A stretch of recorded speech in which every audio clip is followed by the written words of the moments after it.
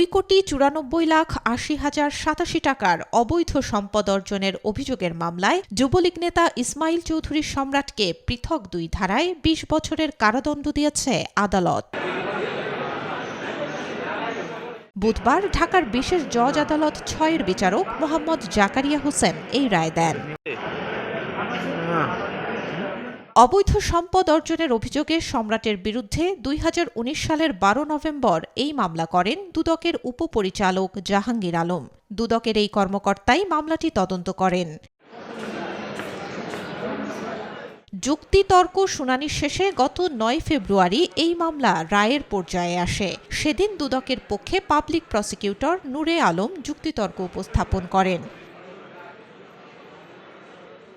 তবে আসামি পলাতক থাকায় আত্মপক্ষ শুনানি হয়নি। এর আগে অস্ত্র মামলায় তাকে যাবজ্জীবন কারাদণ্ড দেয়া হয়। Desk report, B news 24।